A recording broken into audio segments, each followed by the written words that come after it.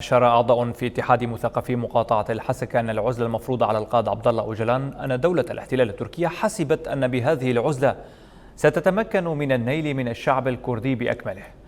وأكد أعضاء في اتحاد مثقفي مقاطعة الحسكة أن جميع الشعوب المضطهدة تقف وتسير وفق فلسفة وفكر القائد عبد الله أوجلان، منوهين بأن التكتم عن وضع القائد عبد الله أوجلان منذ ما يقارب العامين يتبين العداء التركي الواضح للشعب الكردي.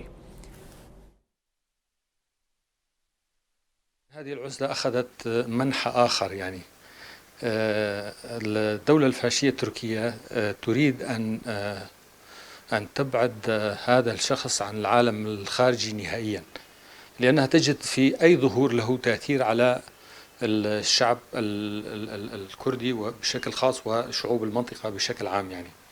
هي ترى أن ظهور هذا الشخص يشكل خطر وتهديد للوجود الدولة التركية بداية ومن ثم على الرأسمالية العالمية من خلال مشروع الأمة الديمقراطية التي يتجسس في الإدارة الذاتية.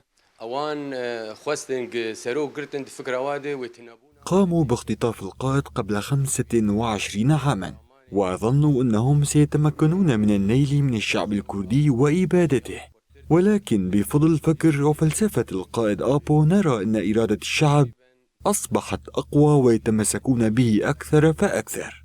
ما يقارب العامان ولا توجد أي معلومات عن وضع القائد، وهذا يتبين مدى عداء تركيا للشعب الكردي وللقائد آبو.